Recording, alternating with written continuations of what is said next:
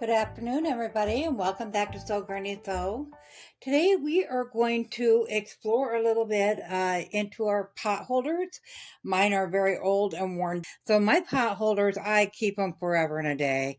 But I am looking to replace these, obviously. I keep burning myself using them. So I went ahead and I pulled in for kind of coordinating fabric to get some different colored ones. And then I have this, I think it's called Thermalan. I can't remember, to be honest with you, what it's called. But if you go to the store and ask them for something heat proof for a batting, they'll help guide you on what to get. I like to buy mine by the yard because then I always have extras around. So I'm going to go ahead and get these iron flat and I'll meet you back here. So we have all four of our flat quarters ironed flat and laid down here, all stacked up. So we're going to go ahead and trim those up just to make sure that we got some nice even sides on it.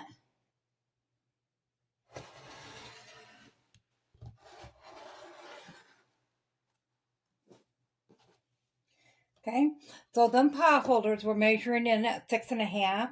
Now there's been shrinkage because them pot holders are probably a good 8-9 years old. So I'm going to go ahead and I'm going to cut them at 7 inches.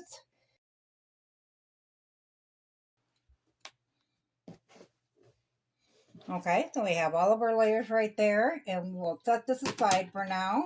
So with our 7 inches in width, then we're also going to need 7 inches in length.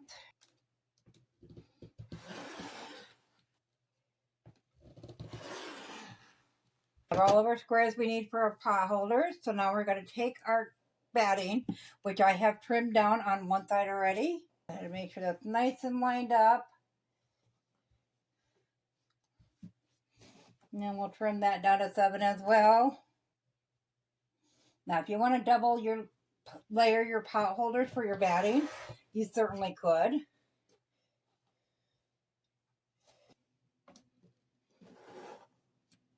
I think we're going to try some with the double on it and see how that turns out versus the other way. What you're going to do now is you're going to take whatever fabric you want to pair up. So I wanted to pair that one with that and that one with that. So this will make 2 pot holders. So we'll just go ahead, flip that one down. Now you can put 1 in the middle or 2, however you'd like. I'm going to go ahead and make the first set with 2 in the middle. Then we'll put our other one on top. And throw some pins in there to hold that together. So now we're going to quilt this in. And it's up to you how you want to quilt it in, whether you want to draw out some lines and just do a grap or just want to do a free motion style quilting. But you can do whatever you would like as far as quilting. I'm just going to do some straight lines and I will bring you to the sewing machine when I do that. So you can see I am going to use walking fruit and then I'm going to put that little bar on there so they can just kind of follow along evenly spaced apart, and we'll just go back and forth until we get it all quilted in.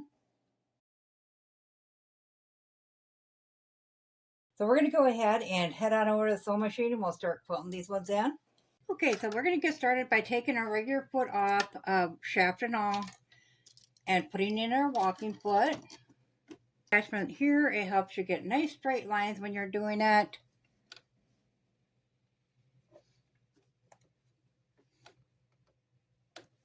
So the first line, you got to kind of know where you're heading with it at.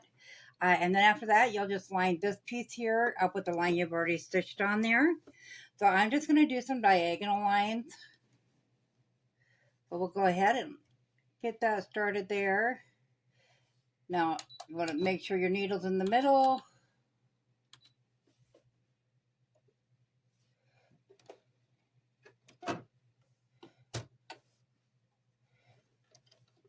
Make sure your back is nice and smoothed out.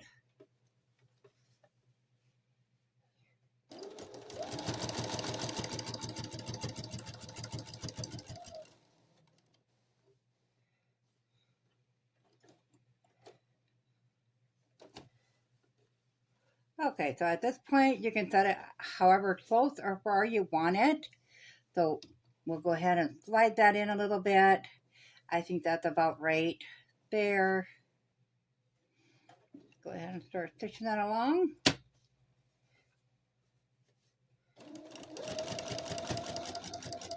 Now once you get that up there, then you can adjust this bar so it hits right down on that line you're doing. And then you can just follow that line.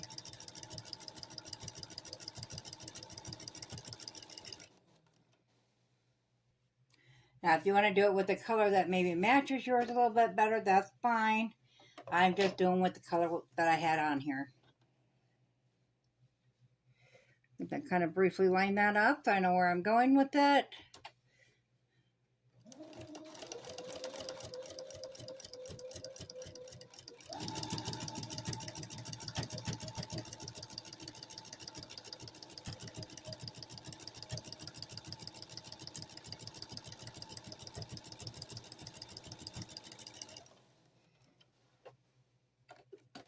Go ahead and keep working on this until I get it all the way across, and then I'll bring you back and we'll go the other way with it.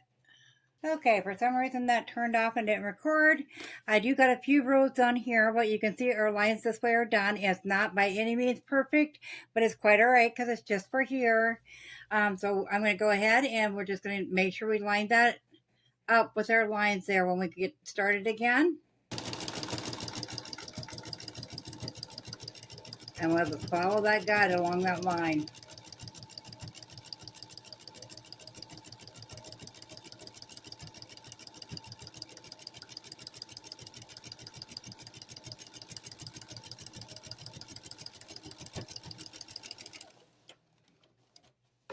So you can see how that's coming together up here at the top. I'm going to go ahead and finish this one, also finish this one, and I will meet you back over at the table. We have both of our pot holders quilted in. This is the green one. So all we're going to do next is we're going to cut this down to 6.5 inches. So I just looked at both sides to make sure like that one's fairly well on both ends. So we'll go according to this one. So we'll just kind of center that in there. I'm going to turn it this way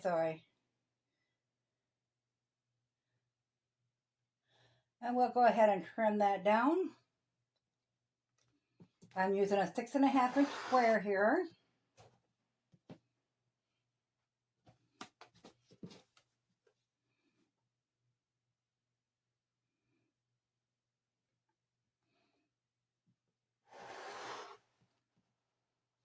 And then we'll look at this side so we can see that one's pretty far in and that one's over.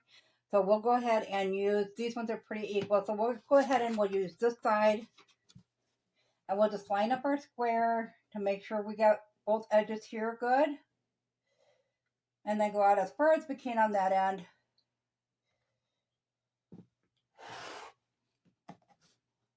Then we'll flip it around and we'll cut the other side.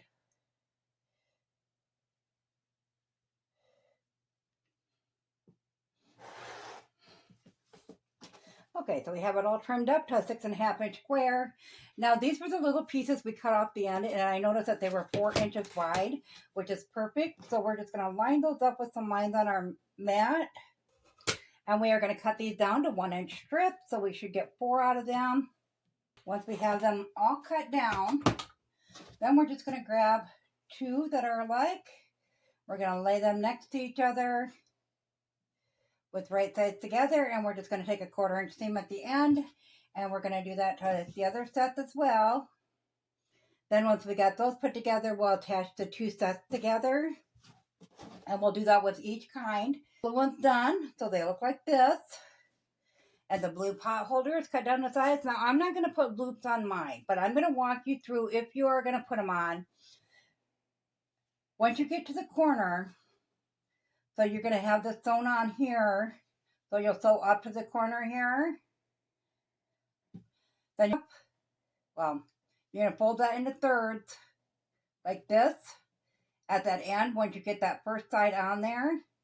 And you're just going to top stitch wherever your loop is. You're just going to top stitch that amount. And you're just going to form a loop like that and then continue on sewing down to this end. But we're not going to put a loop on this one. So all we're going to do, we'll fold that end just a little bit. We're going to line that up with an edge. You can go a little ways in if it makes it easier for you to connect it, not on the end. I'm going to go ahead and keep mine on the end. And then I'll go a little ways in. And we'll pin that down. And we'll do so all the way to the end of the pot holder. Once you get to the end, you're going to take a 1/4 inch seam. I'm going to start right about here so I can fold that over as we get to the end. So start about a 1/4 inch in, take a 1/4 inch seam all the way down. Once you get to the end, you're going to stop a 1/4 inch away from the end, and you can mark that if you would like. I'll just put my pin about a 1/4 inch away. And once again, you're going to fold that down like this, making sure that it runs in a straight line on this side. Then you're going to fold that back this way. And then make sure you line up this side. Then you'll just start sewing on this side here. So we're going to do that all the way around. And when I get to the end, I'll bring it back and show you how we're going to do that last corner on there. Got this side all sewn on except for this final corner here. So when you get down to this final corner, of course, you'll have this one laid. So it'll be like this. And then you get down to that final corner, you just sew up a 1/4 inch up to the end.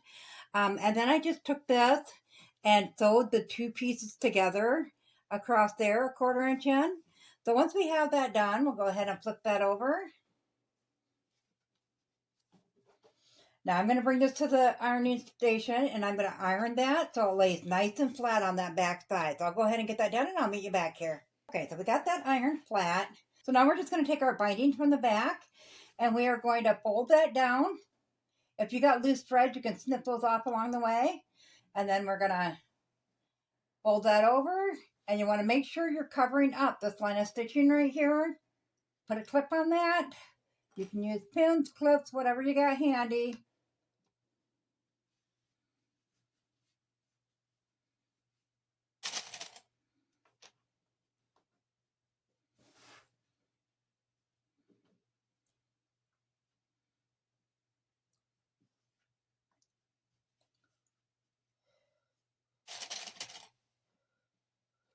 Once you get down to the corner, you'll go ahead and start on this side.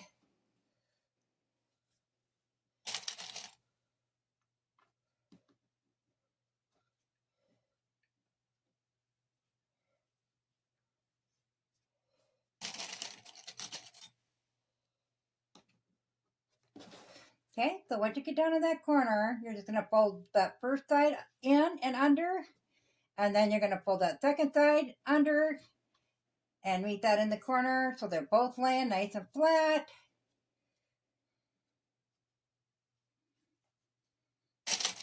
Clip that into place. So once we get it all folded down and pinned into place, we're going to go ahead and we're going to top stitch just on this side of this, making sure that we have that bottom seam from sewing on the back side, making sure that's tucked in nicely so we don't see that anywhere. So I'll go ahead and I'll get this one done. I'll get the green one done and I'll bring it back so you can see the finished product. I have gotten not only those two, but one more sewn up. I did a closer weave on this one with the quilting, as you can see. I really like them. They turn out nice. They're lighter weight than the normal weight of a pot holder. As I said, you can put the loops on it. I store mine in a kitchen drawer. So I just made them without the loops. So a little bit of a headache taken away like this. You, of course, can make them your way. If you want, you can put it on as you're stitching the front. You can always put a loop on the corner at that time as well. The end results are about 6 3/4 by 6 3/4 once the binding is on. As always, guys, if you found this video useful, go ahead and give it a big thumbs up. It really helps our channel grow. If you haven't subscribed yet, go ahead and hit that subscribe button because we'd love to have you here at Sew Granny Sew. Thanks all. Have a great day. Bye.